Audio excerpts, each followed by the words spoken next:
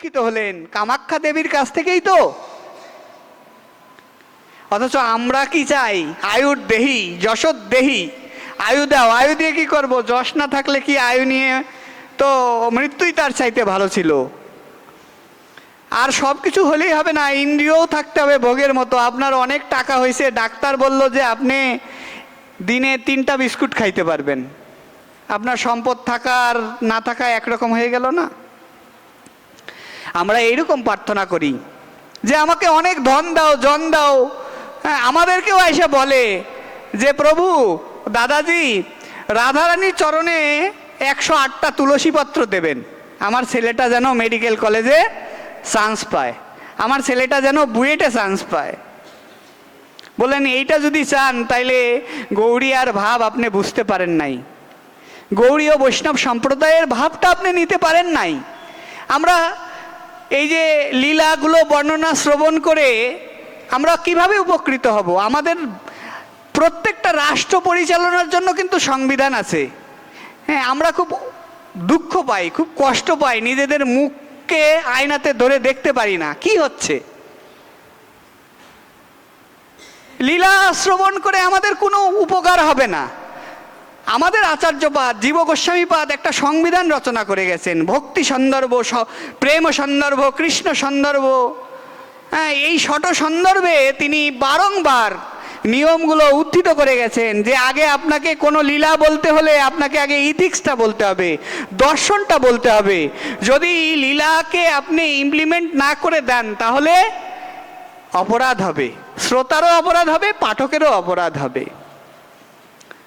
এই জন্য বললেন, ভগবান বলছেন যে আমি ভক্তের চরণধুলি কেন নেই?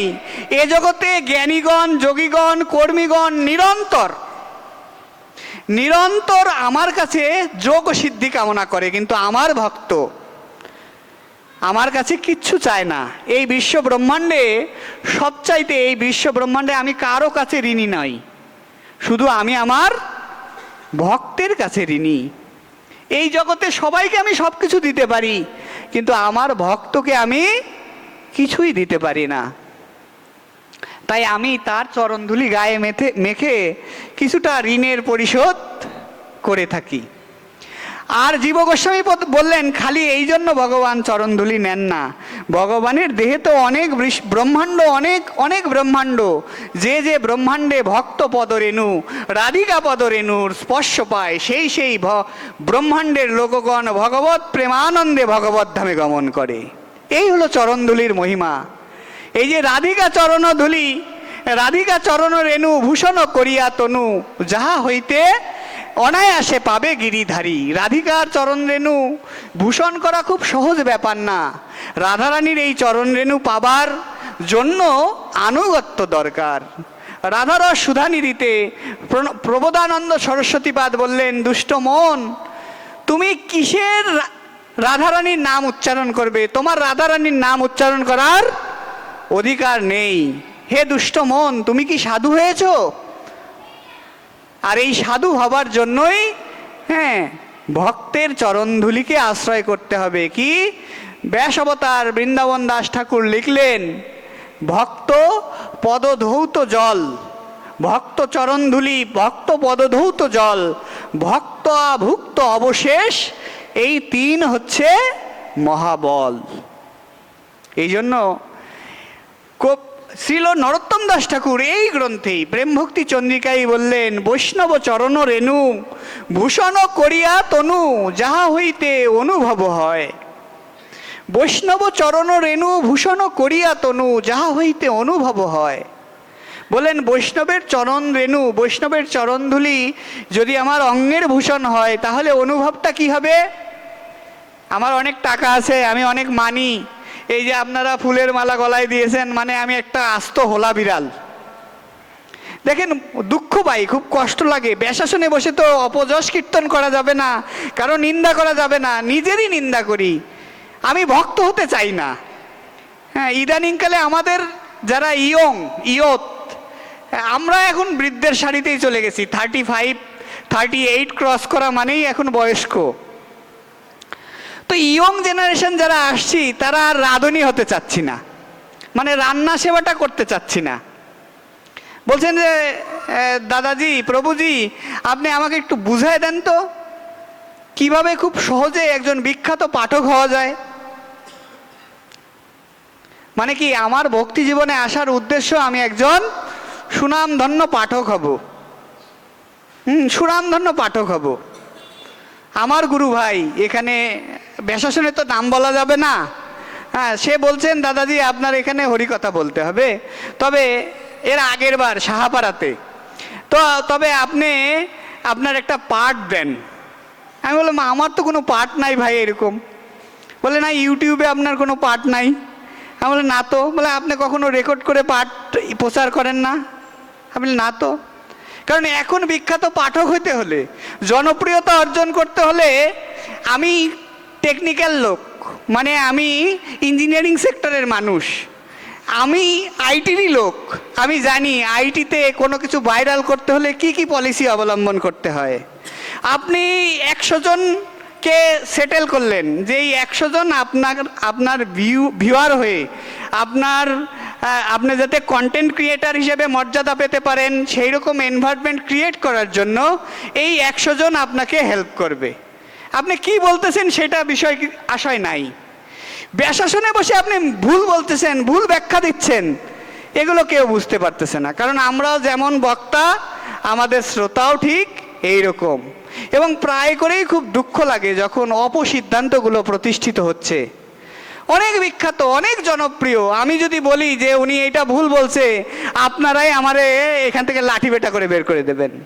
কিন্তু গুরুদেবের করুণায় ঘরে যে বইপত্র আছে, আমার তো আর কাজ নাই, টিচারের তো আর কোনো কাজ থাকে না, ছাত্রদের পড়ানো আর পড়াশোনা করা ছাড়াও উপায় নাই।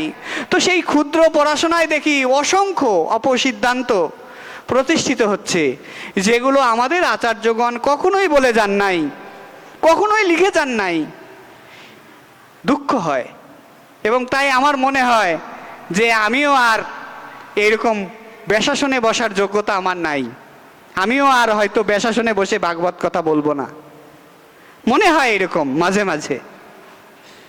কি বলবো, কি বুঝাবো, আমি নিজেই তো বুঝতে পারতেছি না। আমি নিজেই তো কপটতা করছি, মুখে একরকম বলছি, কাজে আর এক রকম করছি। বলছি যে বৈষ্ণব ধর্মের মূল স্তম্ভ হচ্ছে অহিংসা। মহাপ্রভু বলছেন মদ্যপরও উদ্ধার কোনো এক কালে, নিন্দুকেরও উদ্ধার কোনো নহে কালে। মহাপ্রভু বলছেন, নিত্যানন্দ প্রভুর সাথে মহাপ্রভু মদ্যপের তান্ত্রিক, বিরাচারী তান্ত্রিকের কাছে গেছেন, নিত্যানন্দ প্রভু নিয়ে গেছেন মহাপ্রভুকে। সেই তান্ত্রিক বলছে আচার্য আনন্দ আনবো, আনন্দ। মহাপ্রভু তো বোঝেন না, ওনার হাতটা ধরে বলছেন শ্রীপাদ আনন্দ মানে কি? বলে আনন্দ মানে জানো না, আনন্দ মানে মদ। মহাপ্রভু নিত্যানন্দ প্রভুর হাতটা ধরে গঙ্গায় ঝাঁপ দিছেন। ওইখানে মহাপ্রভু বলছেন মদ্যপেরও উদ্ধার কোনো এক কালে। মদ্যপান অন্যায় কাজ আমাদের শাস্ত্রে, তিনিও উদ্ধার পাবেন কোনো না কোনো কালে, কিন্তু নিন্দুকেরও উদ্ধার নহে কোনো কালে। কোনো কালে নিন্দুকের উদ্ধার হবে না। আর আমাদের এই সম্প্রদায়ে এখন নিন্দা মানে খুব চাটনি, 3 জন এক জায়গা হলেই সমালোচনা শুরু করে দিচ্ছে। আমাদের ইষ্ট গোষ্ঠী মানেই নিন্দা। তাই বলতেছি যে প্রত্যাশা নিয়ে 2 যুগের মতো এইখানে আসছি, এখন আমি হতাশ। আসলে ধারে কাছে যেতে পারি নাই। আগে সাধু দেখলে সম্মান করতে ইচ্ছা হতো, ভালোবাসতে ইচ্ছা করতো, শ্রদ্ধা করতে ইচ্ছা হতো। এখন সন্দেহ করতে ইচ্ছা করে, এখন ভালোবাসতে ইচ্ছা করে না। ভক্তি ক্রমবিকাশের অন্তরায় গ্রন্থে শ্রীল বিনোদ বিহারী দাস বাবাজি মহারাজ, বর্ষনার গৌড়ীয় সম্প্রদায় কুলতিলক, আপনারা সবাই হয়তো চিনবেন বিনোদ বাবাকে। তিনি তার ভক্তি ক্রমবিকাশের অন্তরায় লিখলেন, যদি এই 24 বছর পর মনে হয় আগের সেই শ্রদ্ধার জায়গায় আমি নাই, বললেন তোমার আর ভজন হয় নাই, তোমার প্রমোশন হয় নাই, তুমি ডিমেশন হয়ে গেছো। সবাই তোমারে বলতেছে আরে ইনি আমার সিনিয়র গুরু ভাই, সবার আগে গুরুদেবের প্রথম শিষ্য উনি, ওইটুকুই শুনে যাও, তোমার ভজন হয় নাই। তুমি যদি ভজন করতে তাইলে কি হতো, তুমি কারো নিন্দা করতে না। আত্মপরীক্ষা, প্রভুপাদ 3 করি গোস্বামীপাদ তিনি বলছেন আত্মপরীক্ষার কিছু সুযোগ আছে। কার হৃদয় কতটা শুদ্ধ হয়েছে, বলছেন যিনি যতটা অন্যের দোষ দেখা বন্ধ করেছেন, তার হৃদয় তত বেশি শুদ্ধ হয়েছেন। কোন ব্যক্তি দীনতার প্রতীক? বললেন, যিনি সমস্ত গ্লানিকে মাথা পেতে স্বীকার করে কিন্তু বিনিময়ে কাউকে হিংসা করেন না, কাউকে নিন্দা করেন না, কাউকে অবজ্ঞা করেন না, কাউকে ছোট করেন না, কাউকে অমর্যাদা করেন না। ভাগবত ধর্ম হচ্ছে এইরকম। ডক্টর অমর শান বললেন, ভাগবত কথা শ্রবণ করছি, বলে আগেও যেখানে ছিলাম এখনো আরো বেশি ডিমোশন হয়ে গেছে। কি আমি বিচার করতেছি, না এইটা ভালো ছিল না, ওইটা ভালো ছিল, ওইটা ভালো ছিল না, ওইটা ভালো ছিল। দুঃখের কথা, দুর্ভাগ্যের কথা।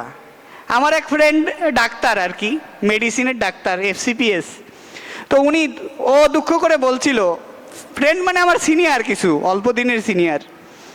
তো উনি বলতেছিল, সুনামধন্য ডাক্তার, তো উনি বলতেছিল, ভাই উনি রিসেন্ট একটা সেমিনারে গেছেন, আমার সাথে প্রায়ই কথা হয়।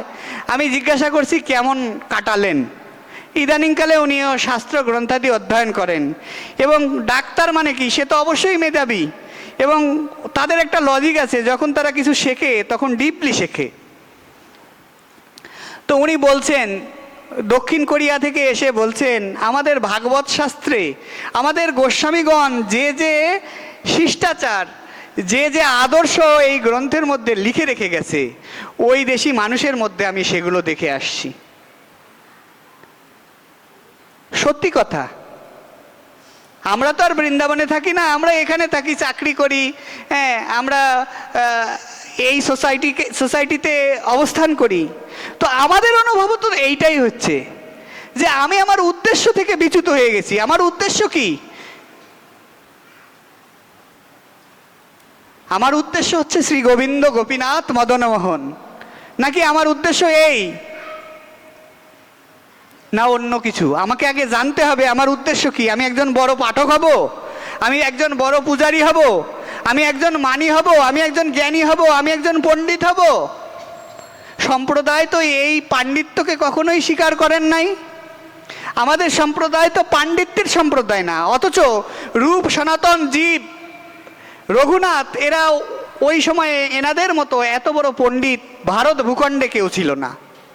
তাই বলে তাকে কখনো পাণ্ডিত্যের অভিমান করেছেন?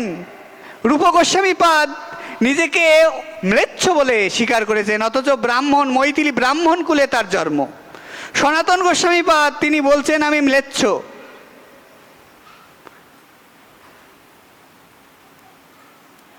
এই তো শিক্ষা আমাদের। ত্রিনাদপি শুনিছেন তররীব সহিষ্ণু না আমানিন মানদেন কীর্তনীয় সদা হরি। হরিকীর্তনের অধিকারী কে? বলছেন ত্রিনাদপি শুনিছেন। সহজ কথা, একটা কথা, আজকে যদি আমার গলায় মালা না দেন আমার মনে রাগ হয়ে যাবে, আমি একজন সম্মানী ব্যক্তি, আমার গলায় মালা দিল না। কিন্তু যিনি মহৎ, তিনি কিন্তু জুতার মালাও যা, ফুলের মালাও তাই। বলতে পারেন মশাই আপনি এত বড় বড় কথা বলছেন, আমি আমার ব্যর্থতার কথা বলছি, যে এই 24 বৎসরে আমি এর ধারে কাছে যেতে পারি নাই। দেখেন একটা ছাত্র দিয়েই উদাহরণ দেই, বারবার যদি ফেল করে সে কি হয়ে যায়? ফ্রাস্ট্রেট হয়ে যায় না? আমার ইউনিভার্সিটি লাইফে দেখছি আমার এক বন্ধু, সবার চাকরি হয়েছে, খালি ওর চাকরি হয় না, ও এখন পাগল হয়ে গেছে। মানে ও কিছু করতে পারে না, এই জন্য সে পাগল হয়ে গেছে। তো আমি এই 24 বছর ধরে খালি পরীক্ষায় দিয়ে যাচ্ছি, আর প্রত্যেকবারই মার্ক আছে 100-তে 0, 100-তে 0। তাইলে আমার কি অবস্থা? কিন্তু এই ভক্তি ধর্ম খুবই সহজ। ভক্তি ক্রমবিকাশের অন্তরায় গ্রন্থে বিনোদ বিহারী দাস বাবাজি মহারাজ লিখছেন যে এখানে হচ্ছে চোখ বন্ধ করে ধারালো অস্ত্রের উপর দিয়ে দৌড়ানো, এখানে পতন হওয়ার কোনো সুযোগ নাই। শুধু একটা সূচকে আমাদেরকে আশ্রয় করতে হবে, একটা সূচক, কারো নিন্দা না করে কৃষ্ণ কৃষ্ণ বলে, অজেয় চৈতন্যে সে জিনিবে কহেলে। কারো নিন্দা না করে কৃষ্ণ কৃষ্ণ বলে। এই জন্য বলছে বৈষ্ণব চরণ রেণু ভূষণ করিয়া তনু যাহা হইতে অনুভব হয়। মালা তিলক নিলাম, এখন দেখেন খালি দ্বন্দ্ব আর দ্বন্দ্ব। বলছে যে কালো তিলক, ওনার কালো তিলক, আমার সাদা তিলক। কালো তিলকালা বলতেছে আমি সবচাইতে বড় ভজনিয়া হোলা বিড়াল, সাদা তিলকালার ভজন কম। মানে কি, আমরা যেটা বুঝি, ধরেন আমাদের 10 বছর আগের যে ছাত্র, যে অধ্যাবসায় ছাত্রদের ছিল, 10 বছর পরে যে ছাত্র পাচ্ছি, রাত আর দিন ডিফারেন্স। এখন ছাত্ররা আমাদের কাছে এসে বলতেছে, স্যার এই সাবজেক্টটা অনেক কঠিন, এই পার্টটা খুব ভালো বুঝতেছি না, আপনি মেকানিক্যালের এই পার্টটা এমনভাবে পড়ান যেগুলো পরীক্ষায় আসবে। কিন্তু আমাদের জেনারেশন 15 বছর আগে যখন আমরা ওই সেক্টরেই পড়ছি, তখন কিন্তু আমরা কিন্তু এরকম বলি নাই, বলার সাহসও পাই নাই, আমাদের সবটাই পড়তে হয়েছে। ঠিক এখনও আমরাও এরকম অল্প সময়ের মধ্যেই অনেক কিছু করতে চাই। আমাদের ঘরে স্তরে স্তরে গ্রন্থ সাজায় রাখার জন্য রাখছি, গ্রন্থটা খুলে দেখতেছি না ওর মধ্যে কি আছে। আর এই যে অল্প জ্ঞানে, মানে বলছে না, a little knowledge is dangerous thing, অল্প বিদ্যা ভয়ঙ্করী। জানি না কিছু, কিন্তু লাফালাফি করতেছি, বলতেছি সাদা তিলকালার তিলক হচ্ছে বজন কম তার, আর আমি কালো তিলকালা, মানে আমি একটা বড় হোলা বিড়াল। ডেফিনেটলি আমার কি এই তিলক নিয়ে পড়াশোনা আছে যে আমি এরকম মন্তব্য করে ফেললাম হুট করে? সাদা তিলক আর কালো তিলকের মধ্যে কোনো ভেদ আছে বাবা? নাই। আর বসে কম্পিটিটিভ গালাগালি শুরু করে দিছি। হ্যাঁ, আর এখন এগুলো খুব উপাদেয়। ব্রাহ্মণদের নিন্দা করতে পারলে আমরা খুব ভালো হয়ে যাই। প্রায় আমাদের নামে এরকম আসে যে আমরা ব্রাহ্মণ সমাজের নিন্দা করতেছি। দুর্ভাগ্য, আমি যখনই নিন্দা করতেছি আমি দেখছি, প্র্যাকটিক্যালি দেখছি, এটা আমার অবজারভেশন, আমি অবজারভেশন ছাড়া কিছু বলি না। আমি যে বিষয়ে নিন্দা করতেছি সেই বিষয়টাই আমি করতেছি। মানে আমি বলতেছি ওনারা টাকা পয়সা নেয়, হ্যান করে ত্যান করে, ঘুরে ফিরে আমিও ওই সার্কেলের মধ্যেই ঘুরতেছি। এটাই পানিশমেন্ট। ভক্তি ক্রমবিকাশের অন্তরায় বলছে, আজকে যে বিষয়ে তুমি নিন্দা করছো, কালকে তুমি এইটা ইমপ্লিমেন্ট করবা, মাস্ট বি। আমরা তো বলছি না, দেখুন একটা লোক, হ্যাঁ, আপনি এক জায়গায় চাকরি করলে কি করেন, সেখানে বোনাস পান, বেতন পান। আপনার যখন উৎসব থাকে তখন সেই উৎসবে আপনি বেতন বোনাস নিয়ে আসেন না? আর ওই ব্রাহ্মণ দেবতা কি করে, তার বেতন বোনাস আগে দিয়ে দেন, পূজার আগে দিয়ে দেন। এই যে দুর্গা পূজা হয়, দেন না, কিন্তু সব কিছু হয়ে যায়, ব্রাহ্মণের দক্ষিণা বাকি থাকে। আপনি কি ব্যবহার করার জন্য 1 হাত গামছা কেনেন? পূজার জন্য ঠিকই 1 হাত গামছা কেনেন। ওনাকে 500 টাকা দিলে উনি ব্রাহ্মণদেব খুশি হয়ে চলে যাবে। আমি নিন্দাকারী, এখানে আমারে 500 টাকা দিলে বলবে এরা ছোট লোক। আমি যে বলবো এরা ছোট লোক। দেখেন সাইকোলজিটা কোথায়, মনস্তত্ত্বটা কোথায়। কিন্তু নিন্দা করার সময় বড় বড় নিন্দা করে দিচ্ছি। ওই লোকটা 5 দিন যে পূজা করে, আই থিঙ্ক 5টা দিন তার খাওয়া দাওয়া ঘুম কিছুই থাকে না। দেখুন আমি যে কথাগুলো বলছি আমার অভিজ্ঞতা থেকে বলছি। আমি কোনো কিছু অভিজ্ঞতা ছাড়া বলে যাব তাইলে ভুল হয়ে যাবে। 5টা দিন ওনার খাওয়া দাওয়া নাই, ঘুম নাই। 5 দিন পরে বাড়িতে কিন্তু দারিদ্রতা, অধিকাংশ ব্রাহ্মণ দরিদ্র। হ্যাঁ, এটা ভগবানের তরফ থেকেই বলা আছে, ব্রাহ্মণ দরিদ্র হবে, ব্রাহ্মণ ধনী হবে না কখনোই। 5টা দিন পরে উনি বাড়ি যাচ্ছে, বাবা ছেলে মেয়ের কিন্তু কাপড় চোপড় কিনে দিতে পারেন নাই। ওই ব্রাহ্মণ দেবতা আপনারা ছেলে মেয়ে নিয়ে আনন্দ করতেছেন, ছেলে মেয়ের কাছে নাই, আবার কাপড় চোপড়ও কিনে দিতে পারে নাই, বলে আসছে যে এই যে পূজা করে টাকা নিয়ে আসবো, তারপরে তোদের জামা কাপড় সব কিনে দেবো। এদিকে কমিটি বলতেছে আরে আপনি যান তো বাড়ি, টাকা টাকা করেন কে? সব কিছুর কিন্তু দায় মিটাই দেওয়া হয়েছে, ব্রাহ্মণে প্রণামী কিন্তু দেওয়া হয় নাই। টাকা টাকা করেন কে? যান, টাকা কি আমরা মেরে খাবো নাকি? 5টা দিন না খেয়ে থেকে উনি বাড়ি যাচ্ছেন, কিছু চাল আর কিছু কলা গামছায় পুটলি করে, 1 হাত গামছায় পুটলি করে, আর পূজার নারিকেল। আমার কলেজের সরস্বতী পূজায় গেছি, যে আমাদের বাজার লাগবে গামছা, 1 হাত গামছা বের করে দিছে। আমি বলি এই গামছা কি পরা যায়? বলে আরে স্যার এই গামছাই পূজায় চলে। আমি বলি না, সবচেয়ে বড় গামছা আপনার দোকানের যেটা আছে সেটা দেবেন, 5 হাত গামছা দেবেন। আমার ছাত্র পাশ থেকে বলতেছে স্যার দেখছেন এইরকম হয়। তার মানে কি আমাদের সাইকোলজি আমাদের মনস্তত্ত্ব কোথায় চলে গেছে? এই যে আজকে অনেক আয়োজন করে ভাগবত হচ্ছে না, ভাগবত কথা শ্রবণ করলে আমাদের হৃদয়ে প্রেম আসবে। তো আমরা তো ছোটবেলায় এত ভাগবত যজ্ঞ দেখি নাই, এত ভাগবত কথা দেখি নাই। হ্যাঁ, আমি যখন ইস্কনের গীতাটা কিনি, হ্যাঁ, তখন 300 টাকা দাম ছিল। আর ইন্টারমিডিয়েটে 300 টাকা, আমাদের উত্তরবঙ্গে চাল দিয়ে খাওয়ার ব্যবস্থা। 300 টাকা আর বাড়ি থেকে চাল দিলে 1 মাসের খাবার হতো। তো এই 300 টাকা ম্যানেজ করে আমাকে গীতা কিনতে হয়েছে। এই ইথিক্সটা বুঝেন আর কি। তো সেখানে তো এইরকম অ্যাক্টিভিটি ছিল না। আজকে তো অনেক কিছু হচ্ছে, অনেক প্রসাদ হচ্ছে, অনেক ভাগবত কথা হচ্ছে, অনেক সমাগম হচ্ছে, কিন্তু মানবিকতার জায়গা তো খুবই বিপন্ন হয়ে গেছে। বৃদ্ধাশ্রমের পরিমাণ বেড়ে যাচ্ছে। এই যে কিছুদিন আগে একজন উপসচিব মরেছিল 4 দিন। 4 দিন পরে যখন গন্ধ বেরোইছে, তখন সবাই জানতে পারছে যে উনি 4 দিন আগে এখানে মরে আছে। মানবিকতা কোথায়? একজনকে রাস্তায় কোপায় মেরে ফেলতেছে, কন্টেন্ট তৈরি হচ্ছে, কেউ আগায় যাচ্ছে না। কোথায় মানবিকতা? কোথায় ভাগবত ধর্ম? ডক্টর অমর সেন তিনি বলছেন ভাগবত ধর্ম আমাদেরকে এই শিক্ষা দেবে না। ভাগবতকে আশ্রয় করলে, কেউ একজন আমাকে জিজ্ঞাসা করছে যে প্রভু বা দাদাজি আপনি কি ভাগবত পড়েছেন? বলছি না, আমি ভাগবত পড়ি নাই। বল না, আপনার ঘরে তো দেখি সব ভাগবত আছে। ডক্টর মহানম্রত ব্রহ্মচারীজির ভাগবত আছে, বৃন্দাবনের প্রভুপাদ রাধা বিনোদ গোস্বামীপাদের ভাগবত আছে, ইস্কনের এসি ভক্তি বেদান্ত স্বামী প্রভুপাদের ভাগবত আছে, হরে কৃষ্ণ দাস বাবাজি মহারাজের ভাগবত আছে, এত এত ভাগবতকারের ভাগবত আছে, আপনি পড়েন নাই? বলছি না ভাই, আমি ভাগবত পড়ি নাই। ভাগবত পড়লে তার সংসার হবে না। তা আমি তো সংসারে আছি, চাকরি বাকরি করছি, হ্যাঁ, দিব্যি খাচ্ছি দাচ্ছি, কখনো তো বোধ করছি না যে সব কিছু হয়েছে কিন্তু গোবিন্দকে ভালোবাসা হয় নাই। তাহলে আমি কি রাধারানীর কথা বলবো? আমি কি বৃন্দাবনের মহিমা বলবো? বৃন্দাবন জয় জয় রাধা নাম, বৃন্দাবন যার ধাম, কৃষ্ণ সুখ বিলাসেরও নিধি, তার কথা আমি কি বলবো?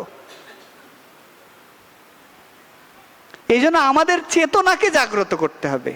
এই জন্য আমার মনে হয়েছে আমি একেবারে টোটালি ফ্রাস্ট্রেট, হতাশাগ্রস্ত, যে এই যে 24টা বছর গেল কিচ্ছু হলো না। ভগবানের জন্য 5টা টাকার ভালোবাসাকে উৎসর্গিত করতে পারি নাই। আমার গুরুদেব বলছেন 5টা টাকা হারায় গেলে যে ফিলিংস হয়, ভগবানের জন্য সেই ফিলিংস হয় না। আর এই সমাজের সাথে তাল মিলায়ে চলতে পারছি না, মানে নিজেকে খুব ছোট মনে হচ্ছে, কারো সাথে যোগাযোগ রক্ষা করতে পারছি না। কেন জানি নিজেকে খুব ছোট মনে হচ্ছে, নিজেকে খুব হীন মনে হচ্ছে, এবং সত্যি সত্যি আমার কাছে মনে হচ্ছে আমি এই সমাজের সঙ্গে চলাচলের জন্য একেবারে অযোগ্য, চলতে পারতেছি না। এবং খুব অল্প সময়ে আমার অভিজ্ঞতা বলি, এই 22, 23, 24, 25, 22, 23, 24, 25, এই 22, 23, 24, 25-এ এসে মনে হচ্ছে সব কিছু নতুন। এবং আরেকটা মজার কথা বলি, এখনকার দিনে সবচাইতে অমানবিক হচ্ছে এডুকেটেড ক্লাস। শিক্ষিত শ্রেণীর লোকের মধ্যে মানবিকতা একেবারেই কম। একজন কৃষকের মধ্যে, একজন রিক্সা চালক, একজন অটো চালক, একজন শ্রমিকের মধ্যে যে মানবিকতা, যে ভ্রাতৃত্ব, যে বিনয়, যে ক্ষমা, যে মৈত্রী, যে অহিংস নীতি আছে, আমি তথাকথিত শিক্ষিত সমাজের মধ্যে সেইটা আমি দেখতে পাচ্ছি না। কার মাথার উপর কে পাড়া দিয়ে বড় হব, কাকে ঠকায় কিভাবে বড় হব। এক ভদ্রলোকের দুঃখের কথা শুনলাম, অনেক বড় নেতা, এখনকার দিনে নেতা, আগেও নেতা, হয়তো বিরোধী পক্ষের নেতা ছিল, এখন খুব শক্তিশালী নেতা। তো আর এক নেতার সাথে আমার ভালো সম্পর্ক, তো উনি ওনাকে নিয়ে আসছেন। তো কেন নিয়ে আসছেন? মানে উনি বলছেন যে স্যারের কাছে চলো, গেলে তোমার শোক কিছুটা প্রশমিত হবে। কি হয়েছে? বলে ওনার 50 লক্ষ টাকা একজন মেরে দিছে, মানে চিটিং করে মেরে দিছে। তা আমার শুনে খারাপ লাগতেছিল যে এই 50 লক্ষ টাকা তার নাকি বন্ধু হয়। 50 লক্ষ টাকা একজনের টাকা সে কিভাবে নিয়ে গেল? যে জিনিসটা আমার না সে জিনিসটা আমি কিভাবে নিয়ে যে বলবো যে এটা আমার? কোথায় চলে যাচ্ছি আমরা? আবার মজা করে বলছি যে না, সবকিছু ভগবানের সেবায় লাগালেই শুদ্ধ হয়ে যাবে। কে আপনাকে এই সিদ্ধান্ত দিছে? সম্প্রদায় এই সিদ্ধান্ত দেয় নাই। সব টাকা ভগবানের সেবায় লাগে না। চুরি করে টাকা ভগবানের সেবায় লাগে, এটা তো জেনারেল নলেজ। আপনি যদি বলেন ভগবানের সেবায় দিলেই সব শুদ্ধ হয়ে যাবে, চুরি করে টাকা ভগবানের সেবায় দিলে শুদ্ধ হবে? আমাদের আচার্যগণ এই সিদ্ধান্ত দেন নাই।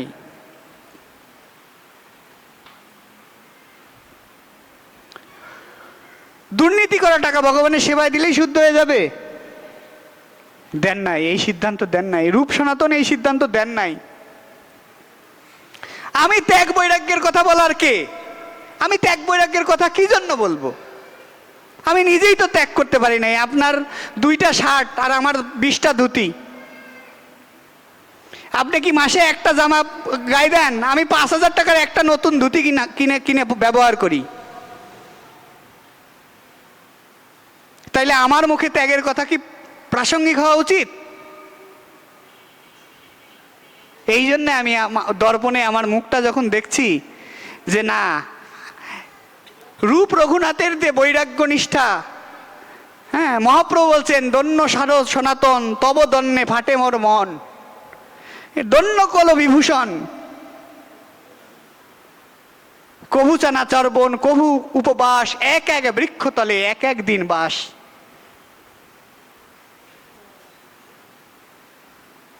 এক এক বৃক্ষতলে এক এক দিন বাস করছেন।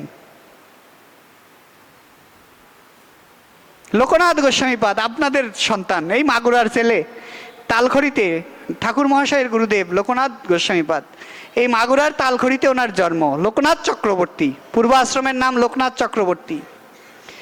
ওনাকে এসে সবাই রিকোয়েস্ট করতেছেন, রাধা বিনোদকে আপনি এইরকম একটা ঝোলার মধ্যে রেখে সেবা করেন, আমরা হ্যাঁ মন্দির করে দেই। বলে না, আমি এটা বলতে পারবো না। রাধা বিনোদের মন্দির হলো, উনি কিন্তু ওই মন্দিরে যে প্রসাদও পান নাই, ওই মন্দিরে থাকেনও নাই, ওই এক বৃক্ষ কোঠরেই তিনি বসবাস করেছেন। গোবিন্দদেবের রাজসেবা হলো, রূপ গোস্বামীপাদ কিন্তু সেই রাজসেবা নেন নাই। নিছেন? তাহলে গ্রন্থের লেখাগুলো তো মিথ্যা হয়ে যাবে। আমি তো এগুলো পড়ছি, পড়ে আর আমার ছবিকে আমি চিনতে পারছি না। এনারা আমাদের সম্প্রদায়ের আচার্য। আমরা এমন অকৃতজ্ঞ, আমরা এমন অকৃতজ্ঞ, আমাদের ভগবান ক্ষমা করবেন কিভাবে? আমরা অকৃতজ্ঞ। আমরা জানি না সম্প্রদায়ে আজকে সব গ্রন্থ নকল হচ্ছে, অথচ আমরা এমন অকৃতজ্ঞ যে মূল গ্রন্থাকার তার নামটা পর্যন্ত আমরা নিচ্ছি না। কিন্তু এই জগতে, জড়জগতের মানুষও কাউকে যদি রেফারেন্স হিসাবে ব্যবহার করে, যেমন আমাদের যখন থিসিস হয়, হায়ার এডুকেশনে যখন থিসিস হয়, আমাদের ওই থিসিস পেপারে কিন্তু রেফারেন্স দিতে হয়। মানে আমি কার কার থিসিসকে, কার কার ইথিক্সকে আমি এখানে ইমপ্লিমেন্ট করছি সেটা কিন্তু আমাদের রেফারেন্স দিতে হয়। অথচ আমরা সেই গ্রন্থগুলো ডুপ্লিকেট করছি, নকল করছি। অকৃতজ্ঞ কতটা, তার নামটা পর্যন্ত উচ্চারণ করছি না। আজকে একজন বড় দার্শনিক, বড় পাঠক যদি জিজ্ঞাসা করা যায় হরিদাস দাস বাবাজি মহারাজকে চেনেন? বলে না, ইনি কে? যদি হরিদাস দাস বাবাজি মহারাজের জন্ম না হতো আমরা কোনো গ্রন্থই পেতাম না। খুবই আনন্দের কথা, ওনার গৌড়ীয় বৈষ্ণব অভিধান, গৌড়ীয় বৈষ্ণব অভিধানের ডিজিটাল ভার্সন প্রকাশ করেছে ইস্কনের কল্যাণে ইস্কন ভক্তি বেদান্ত ট্রাস্ট এবং হরিদাস দাস বাবাজি মহারাজের হরিবল কুঠির। এই হরিবল কুঠির এবং ভক্তি বেদান্ত ট্রাস্ট যুগ্মভাবে ওনার এই হরিদাস দাস বাবাজি মহারাজের গৌড়ীয় বৈষ্ণব অভিধানের ডিজিটাল ভার্সন প্রকাশ করেছে। হরিদাস দাস বাবাজি মহারাজ এমন একজন দার্শনিক, পূর্বাশ্রমের নাম হরেন্দ্রনাথ চক্রবর্তী। এই যে ব্রাহ্মণদের যে দোষ দেন, দেখেন ওই সমাজ থেকে কয়জন বের হয়ে আসছে। হরেন্দ্রনাথ চক্রবর্তী পরবর্তী আশ্রমে হরিদাস দাস বাবাজি মহারাজ, ওনার গুরুদেব, হ্যাঁ, ওনাকে একদিন, মানে ওনার শিক্ষাগুরু একদিন ওনাকে প্রণাম করে বসছেন। নবদ্বীপে হরিবল কুটিরে থাকেন, প্রণাম করে বলছেন, আরে আরে আপনি করলেন কি, আমাকে প্রণাম করছেন কেন? বলে তুমি ব্রাহ্মণ, গলায় পৈতা আছে, তুমি ব্রাহ্মণ। হরিদাস দাস বাবাজি মহারাজ বুঝলেন, মানে হরেন্দ্রনাথ চক্রবর্তী বুঝলেন যে এই জাত্যাভিমান নিয়ে ভগবত ভজন হয় না, জাতির অভিমান নিয়ে ভগবত ভজন হয় না। মহাপ্রভু বলছেন, জাতি বিদ্যা মহত্তঞ্চ রূপ যৌবন এবে চ যত্ন নে করি বর্জে পঞ্চতে ভক্তি কণ্টক। ভক্তিপথের 5টা কাঁটা, তার প্রথম হচ্ছে জাতি। প্রথম কি? জাতি। হরেন্দ্রনাথ চক্রবর্তীপাদ বুঝলেন যে আমার শিক্ষাগুরু কি ইঙ্গিত করছেন। উনি ওই গঙ্গায় স্নান করে, হ্যাঁ, চতুর্থ আশ্রম পরমহংস সন্ন্যাস আশ্রম, সন্ন্যাসীর তো আর পৈতা উপবিত কিছু থাকে না, তিনি সেই চতুর্থ আশ্রম পরমহংস বাবাজি বেশ গ্রহণ করলেন ওনার শিক্ষাগুরু পাদপদ্মের নিকট থেকে, এবং সেই দিন থেকে উনি পাদুকা ব্যবহার ত্যাগ করলেন। এত বড় শিক্ষিত, কলকাতা বিশ্ববিদ্যালয়ে সংস্কৃত বিভাগে MA first class first, Kolkata বিশ্ববিদ্যালয়ে সংস্কৃত অনার্সে MA first, BA honours first class first. গুরুদেবের ঋণ শোধ করবার জন্য কুমিল্লা ভিক্টোরিয়া কলেজে কিছুকাল অধ্যাপনা করলেন। গুরুদেবের ঋণ শেষ, চলে আসলেন গোবিন্দকুণ্ডে, এসে বৃন্দাবনে ঝাড়ু সেবা শুরু করলেন। একদিন গোবিন্দকুণ্ডের সিদ্ধ বাবা, সিদ্ধ মনোহর দাস বাবাজি মহারাজ, তিনি দেখলেন খুব সুন্দর স্বরে গোপীগীত কীর্তন হচ্ছে, মানে উনি ঝাড় দিচ্ছেন আর কীর্তন করছেন। ডেকে বললেন, বাবা এই ঝাড় দেওয়া কাজ তোমার না।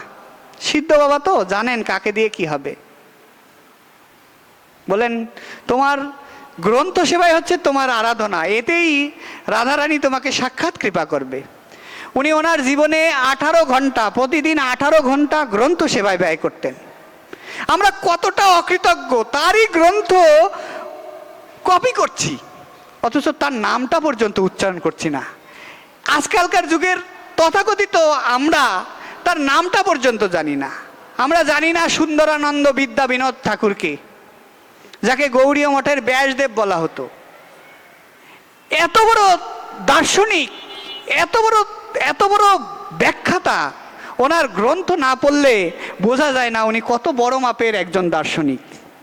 যদি সম্প্রদায় সম্পর্কে জানতে হয় তাহলে সুন্দরানন্দ বিদ্যা বিনোদের গৌড়িয়ার 3 ঠাকুর নাম চিন্তামণি কিরণ কণিকা গ্রন্থ না পড়লে আমাদের অপূর্ণতা কখনোই পূর্ণতায় প্রকটিত হবে না। আমরা চিনি না প্রভুপাদ কানুপ্রিয় গোস্বামীপাদকে, চিনি না, আমরা এনাদেরকে চিনিই না, কারণ এনারা তো কখনো প্রচারের সামনে আসেন নাই, অন্ধকারে থেকেই আলো জ্বেলে গিয়েছেন। হরিনাম বিষয়ে এত তত্ত্বজ্ঞ ব্যাখ্যা কোথাও নাই। ওনাকে নাম বিজ্ঞান আচার্য বলে। উনি নাম চিন্তামণি 1ম খণ্ড, নাম চিন্তামণি 2য় খণ্ড, নাম চিন্তামণি 3য় খণ্ডে শুধুমাত্র হরিনামের মহিমা বর্ণনা করেছেন। আমরা যদি বলি আমরা কালো তিলকালা, আমরা খালি আপনাদের দেখানোর জন্য এই ঝোলা নিয়ে ঘুরবো, হ্যাঁ, ওই আন্তর্জাতিক সংস্থার লোক, ওনাদের 16 মালা ম্যান্ডেটরি, ওনাদের করতে হবে, আর আমার এইসব কোনো ধরা বাঁধা নিয়ম নাই, আমি কোনো জপ কীর্তন কিছুই করব না। তাইলে দর্পণের সামনে যেয়ে নিজের মুখটা দেখতে লজ্জা করবে। আচার্যবাদের কাছে শুনেছি রাধাকুণ্ডে কিছুদিন আগেও সপ্রকট ছিল হরে কৃষ্ণ দাস বাবাজি মহারাজ নামে এক বাবাজি মহারাজ 4 লক্ষ হরিনাম করতেন প্রতিদিন। আর আমি বলছি আমার কোনো শঙ্কা নাই, মানে আমি আর হরিনাম করব না, এই মালা ঝোলাটা আপনারে দেখাবো, এই মালা ঝোলাটা আপনাকে দেখাবো। আপনাকে না দেখালে তো আমার মূল্য আপনার কাছে প্রতিষ্ঠিত হবে না। আমি এই জন্য ফ্রাস্ট্রেট, আমি হতাশ। ভালোবাসার কোনো জায়গায় ভগবানকে বসাতে পারি নাই। রাধারানীর আনুগত্য কিভাবে নেব? রাধারানীর চরণ আশ্রয় কিভাবে করব? প্রবোধানন্দ সরস্বতী পাদের শ্লোকেই তো ধরা পড়ে গেলাম। দুষ্ট মন, তুমি কি সাধু হয়েছ? অন্নাবিলাসিতা শূন্যং জ্ঞান কর্ম অনাবৃতম আনুকুল্যস্য কৃষ্ণানুশীলন প্রতিকুল্যস্য বর্জনম। ভাগবত বলছেন, সাধুর সংজ্ঞা দিয়েছেন, অন্নাবিলাসিতা শূন্যম জ্ঞান কর্ম অনাবৃতম আনুকুল্যস্য কৃষ্ণানুশীলন প্রতিকুল্যস্য বর্জনম। 500 টাকা কম দিলেই মাথা গরম হয়ে যাচ্ছে, আর অন্য অভিলাষ, সব অভিলাষ পরিত্যাগ করব কিভাবে? কিভাবে এটা পসিবল?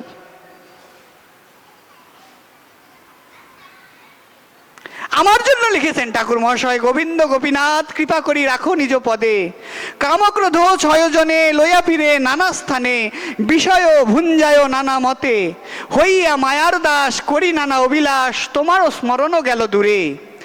অর্থ লাভ এই আসে কপট বৈষ্ণব বেশে, ভুলিয়া ভ্রমিয়া ঘরে ঘরে। আমার এই বেশ তো কপট বেশ, অর্থ লাভ করবার জন্য এই বেশকে আশ্রয় করছি। সাধু শাস্ত্রে পারে 3 বেলা খাবার, ভালো প্রণামী, ভালো পোশাক। আপনার একটা শার্ট, আমার 20টা শার্ট। আপনার একটা ধুতি নাই, আপনি গৃহস্থ, আপনি ছোট, আপনি বিয়ে করছেন দেখে আপনি, আমি ব্রহ্মচারী, আমি সন্ন্যাসী, আমি বড় হলা বিড়াল, আপনি গৃহস্থ অপবিত্র। আপনি 1 আইটেম দিয়ে বাড়িতে প্রসাদ পান, আর আমি 15 আইটেম দিয়ে খাই।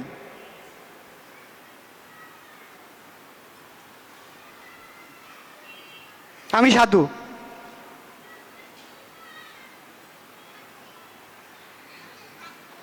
আমি সাধু, তো ভাগবতের সাথে তো আমার কথার মিল নাই। অন্নাবিলাসিতা শূন্যম জ্ঞান কর্ম অনাবৃতম আনুকুল্যস্য কৃষ্ণানুশীলন প্রতিকুল্যস্য বর্জনম।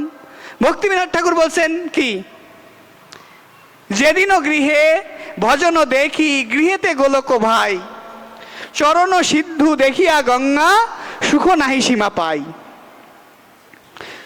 মাধবতী ইতি ভক্তি জননী যতনে পালন করি, কৃষ্ণ বসতি বসতি বৌরি পরমা আদরে বরি। এই তো শিক্ষা। আচার্যদের শিক্ষার সঙ্গে আমার কথার তো মিল পড়ছে না। তাইলে আমি কি? দুষ্ট মন, তুমি তো কপট। অর্থ লাভেই এসে কপট বৈষ্ণব বেশে।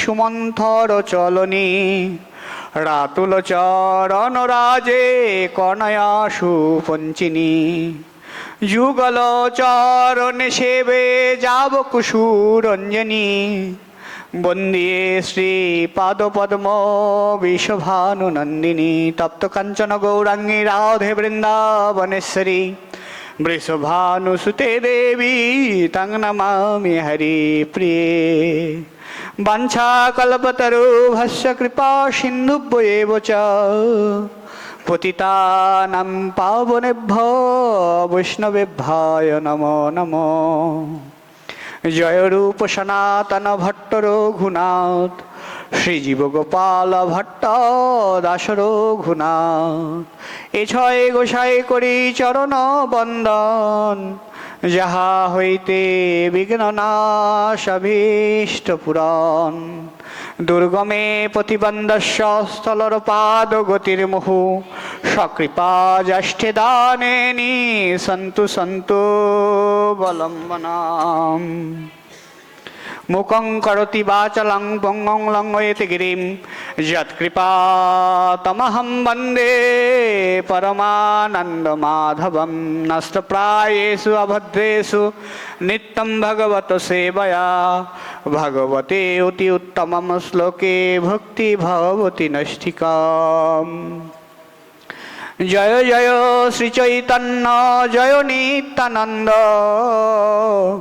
জয়াদ্বৈত চন্দ্র জয় গৌরভক্ত বৃন্দ হরে কৃষ্ণ কৃষ্ণ কৃষ্ণ হরে হরে হরে রাম রাম রাম হরে হরে ওং নমো ভগবতে বাসুদেবায় ওং নমো ভগবতে বাসুদেবায় ওং নমো ভগবতে বাসুদেবায়। শ্রী শ্রী প্রেম ভক্তি চন্দ্রিকা 107 সংখ্যক শ্লোক।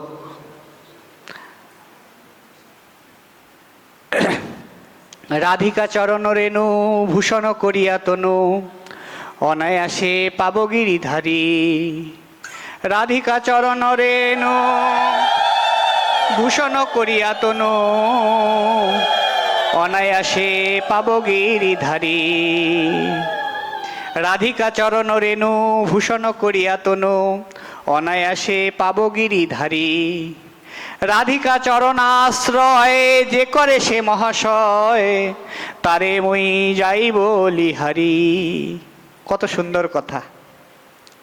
রাধিকা চরণ রেণু ভূষণ করিয়া তনু অনায়াসে পাব গিরিধারী রাধিকা চরণাশ্রয় যে করে সে মহাশয় তারে মুই যাই বলিহারি। গৌড়ীয় বৈষ্ণব সম্প্রদায় আচার্য কুলতিলক শ্রীমান মহাপ্রভুর অন্তরঙ্গ পার্শ্বদবর্জ্য অভিন্ন নিত্যানন্দ তনু প্রেমভক্তির মহারাজ শ্রী শ্রীল নরোত্তম দাস ঠাকুর মহাশয় তার অপ্রাকৃত প্রেমময় গ্রন্থ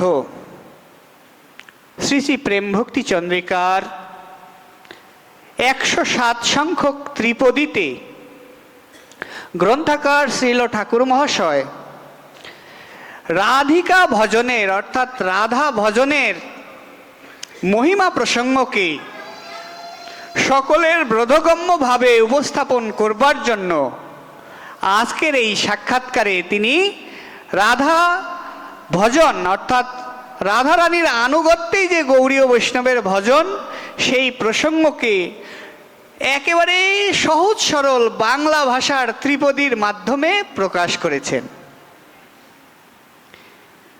যেহেতু আমাদের আমি যতদূর জানি 21 দিবস কাল ব্যাপী এই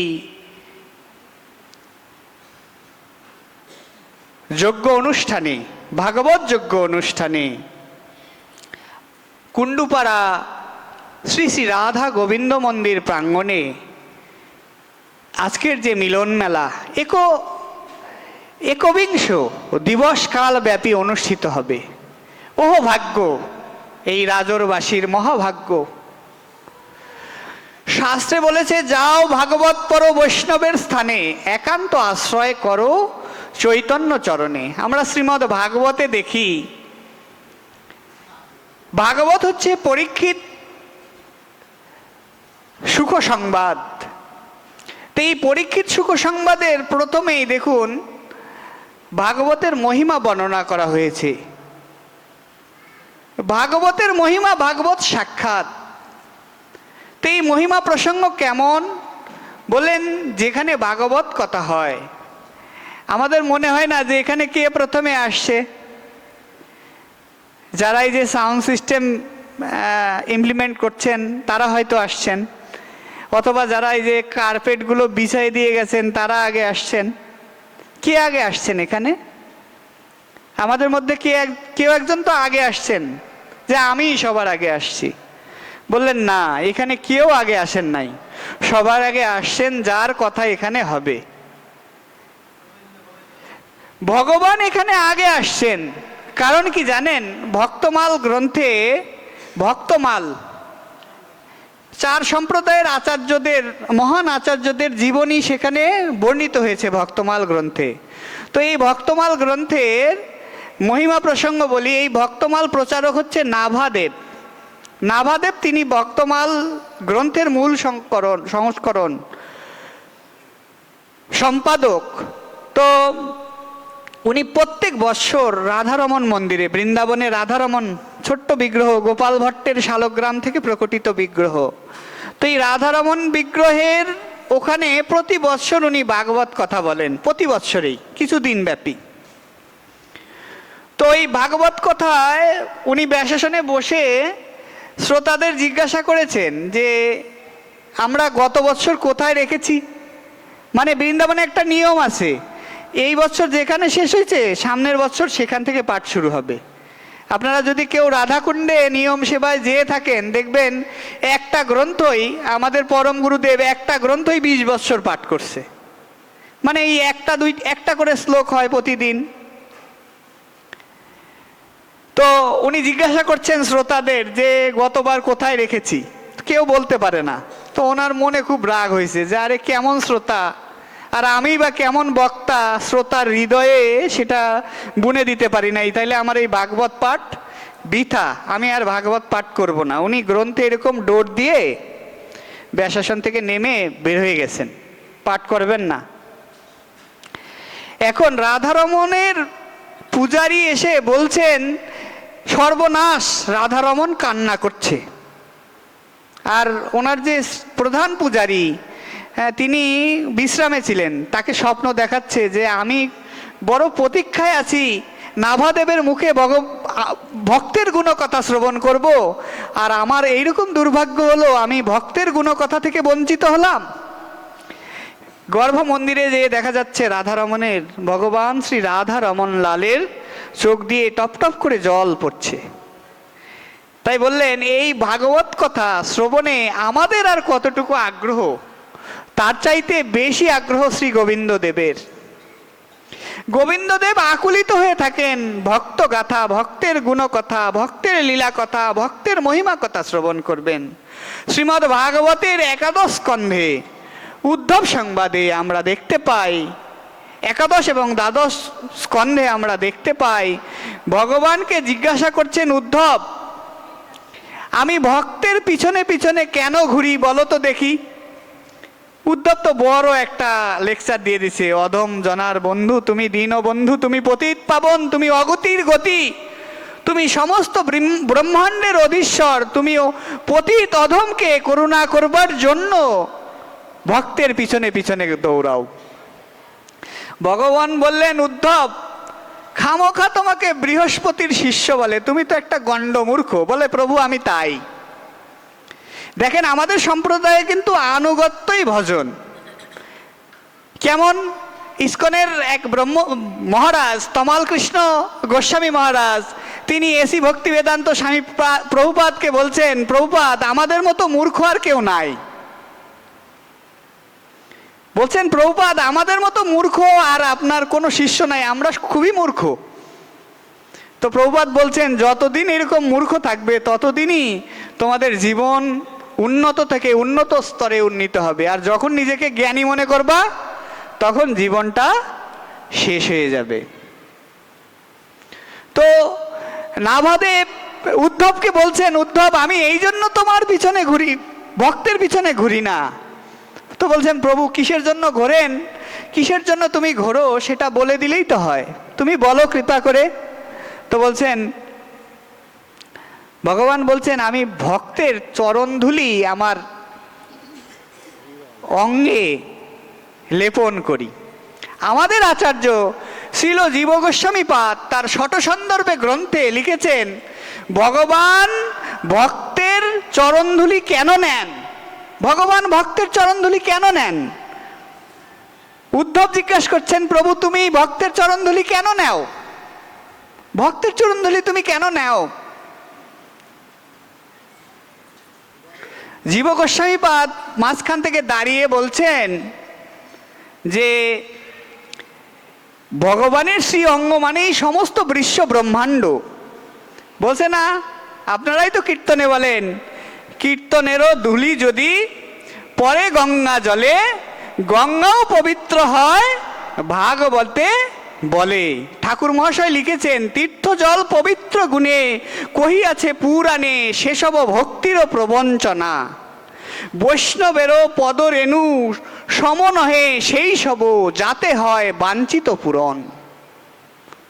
বলছেন ভগবান ভক্তের চরণধুলি কেন মাখি আমি জানো উদ্ধব, এই বিশ্ব ব্রহ্মাণ্ডে সবাই আমার কাছে প্রার্থনা করে, আয়ুর দেহি যশোদ দেহি ভাগ্যং দেহি ধনং দেহি জনং দহি দিশো জহি এসো সচন্দন গন্ধ পুষ্পং সায়ুর্ধ বাহন পরিবার ও সহিত শ্রী শ্রী ভগবতী দুর্গা ওই নম। আমরা তো বলি না মা কৃষ্ণ ভক্তি প্রদান করুন, অথচ আমাদের বৃহৎ ভাগবতামৃতে সনাতন গোস্বামীপাদ বলছেন, দেবী দেবাদিদেব মহাদেব তিনি বিষ্ণু ভক্তি প্রদানে সক্ষম এবং তার পত্নী দেবী ভগবতী দুর্গা তিনিও কৃষ্ণ ভক্তি প্রদান করতে সক্ষম। আমাদের সম্প্রদায়ের মূল গুরুদেবকে বৃহৎ ভাগবতামৃতে আছে, এই গোপকুমার কার কাছ থেকে কৃষ্ণ মন্ত্রে